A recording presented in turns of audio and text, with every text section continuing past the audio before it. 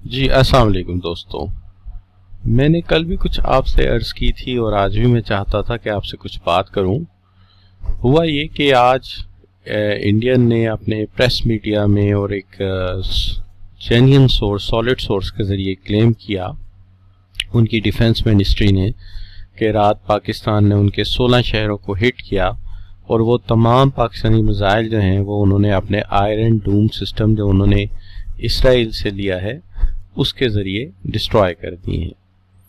लेकिन हुआ ये कि अगर हम इस बात को ज़रा तफसील से देखें कि इस बात में है क्या, तो आप बड़े इसको समझेंगे कि सिस्टम काम कैसे करता है। इसका एक रेडार होता है जो डिटेक्ट कर लेता है इनकमिंग थ्रेट्स को।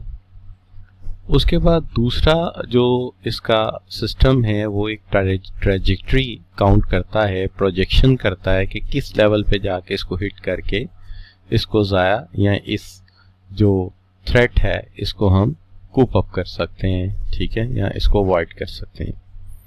उसके बाद एक मिसाइल चलाया जाता है जो इसको इन द वे जाके डिस्ट्रॉय कर देता है और इसको पॉपुलेटेड एरिया से हटा के किसी ऐसी जगह पर मूव कर देता है जो ज़्यादा पॉपुलेटेड ना हो। अब हम देखते हैं कि इसराइल इसका बड़ा एक्सपर्ट है और उसने कई जगह इसको इस्तेमाल किया है, तो इसके नताइज क्या निकले हैं और भारत क्या क्लेम करता है। उनका क्लेम करने का मतलब यह है कि एक ये वाला सिस्टम है इनका और दूसरा उनका ये वाला रशियन जो है सिस्टम है जिसको हम कहते हैं S-400। वाकई बड़ा इफेक्टिव सिस्टम, बड़ी जगह एक कामयाब रहा है, लेकिन उनका कहना ये है कि उसकी मदद से उन्होंने ये वाला पाकिस्तानी मिसाइल जो है वो यहाँ गिरा लिया अपने मुल्क में। दोस्तों बात ये है कि जब भी इस सिस्टम को इसराइली डूम सिस्टम ने या उनके पैट्रियट सिस्टम ने, अमेरिकन पैट्रियट सिस्टम ने वहाँ जो लगा उसने गिराया, तो देखते हैं नताइज कैसे हुए। उसके नताइज कुछ इस तरह के हुए।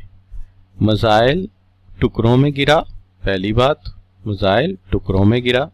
दूसरी बात, जिस जगह ये गिरा वहां भी इसने कुछ ना कुछ डैमेज किया, गड़ा डाला, डिस्ट्रॉय किया जगह को। बहुत बहुत बड़े गड़े बने हुए ये देखिए, ठीक है जी। अच्छा, उसके ये इस तरह याद देख लीजिए, ये ज़रा थोड़ा सा शायद डेजर्ट एरिया है तो यहाँ पे देखिए। लेकिन इंडियन डिस्ट्रक्शन के दौरान मिसाइल को लेट गया आके आराम से, बल्कि नीचे वाली घास भी नहीं जली। मैं तो ये कहता हूँ कि इसको एक बेड और एक तकिया दे देते हैं या इसके नीचे एक फोम बिछा के इसको तकिए पे आराम से लिटा देते। और उसके पास देखिए ये दो बंदे खड़े हैं जो जिनका कोई लॉजिक नहीं बनती कि जब आपको पता था ये गिरा है तो आपने इसको फॉलो अप करना होता है। ऐसे नहीं होता कि उसके पास आवाम आके बैठ के। तो ये बेसिकली एक किसी खरादिए का काम है, खराद वाले का।